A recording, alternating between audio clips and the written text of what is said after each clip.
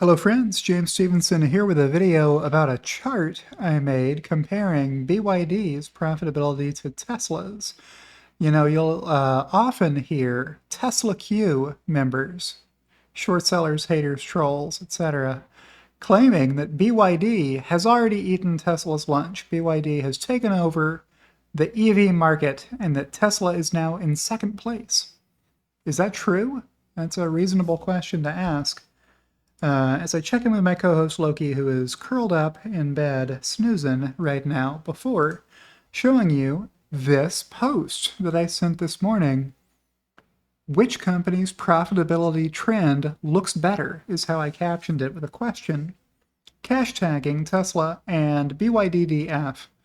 Why did I not cash tag this BYD? Because BYD is Boyd Gaming. So if you're talking about casinos, feel free to cash tag BYD.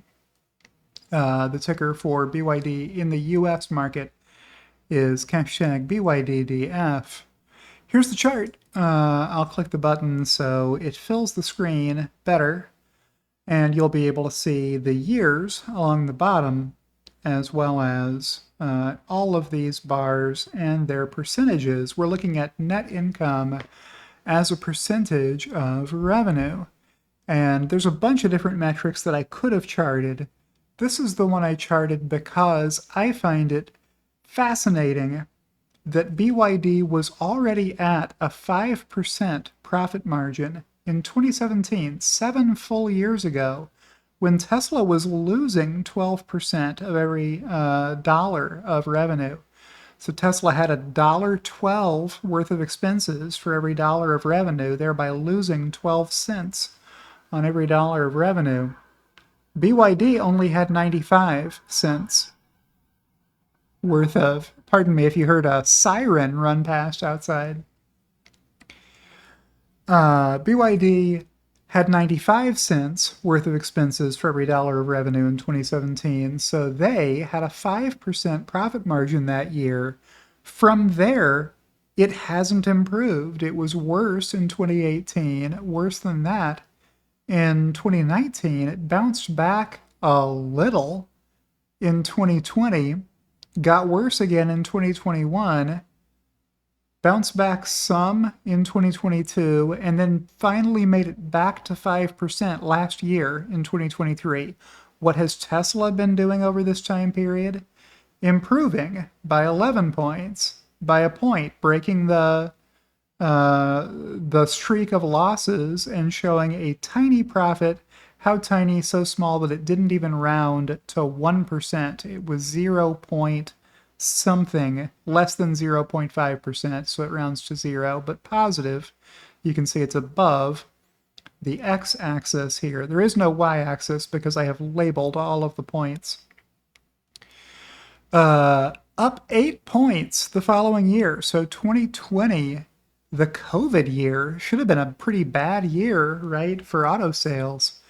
Tesla improved to 8% net income, and the following year up another 6 points to 14%. That's pretty good for an automaker to have 14% net income. Then in 2022, it improved to 16%, and in 2023, it improved to 17%. I will hastily caveat that this year would have been down to like 12%-ish, something like that, if not for a one-time tax benefit Tesla claimed in Q4 of 2023 worth $5.9 billion. That was owing to these losses from way back here, many years earlier, 2017 and previous years, when Tesla used to lose money. The US government lets you save up those losses and then use them to offset future profits so that you don't have to pay taxes right away as soon as you become profitable. You can offset those that taxable income with the amount of losses that you had once your auditors agree that you're profitable enough that you will be able to use the entire amount that you saved up. At that point, you're allowed a one-time tax benefit. Tesla calls it non-cash.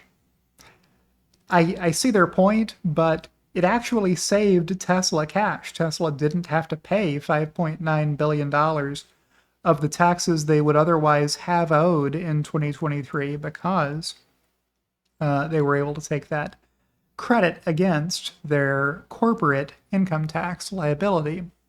So that's how they grew from 16 to 17% in 2023. Will we see a number higher than 17% in 2024? It's unlikely. Over the first half of 2024, Tesla isn't doing this well. So Tesla would need a heck of a strong comeback to beat maybe even the 12% that they would have reported last year if you throw out that one-time tax benefit as being non-sustainable. But I wanted to be consistent and report GAAP net income here on this chart, and I'll show you where the chart came from by minimizing this window. I made it in an Excel spreadsheet. Surprise, surprise. How did I get the data? Well, for Tesla, I already know what the revenue and the earnings are. You can see those amounts down here for Tesla. I have them summing off of my detailed model tab for most of these years and off my 2017 through 2021 chart tab for the year 2017 that I didn't do at the detailed level I've done ever since the beginning of 2018, as you see in these formulas. For BYD, where did I get the info? Well, I left the link up here. It comes from Seeking Alpha. If you follow this URL, you'll be able to find the same web page I used to get my source data, which you can see here. So this is the total BYD corporation's numbers, beginning with revenues and then working their way down to net income to company is how it's described on that website. These are the raw dollar amounts here, so you can see, you know, none of these net income dollar amounts are more than 5 billion US dollar equivalent, which is what the website gives you. On Tesla's side, each of the past 3 years, Tesla has reported more than $5 billion worth of earnings. So that's pretty good. And as I said before, even if you knock off $5.9 billion from this number, that's still a very respectable $10.9 billion. That's pretty good money to make if you're a big corporation like Tesla is. There you go. And here's the chart. Just looking at that data, you can see over here, you just take the earnings divided by the revenue, and that's how you get the percentages that you see on the chart. And that's my video for today. That's all I got. Unless you got anything to add to today's proceedings, Loki? No? It's all right. Okay. So with that, I will thank you for watching the video. Remind you to click the like button if you liked the video. That'll help the algorithm recommend this video to other people like you who might also like the video. And thank you to everybody who supports me, especially my executive producers, Kathy Kitchler and Rebellionaire.com, and I'll see you in the next one.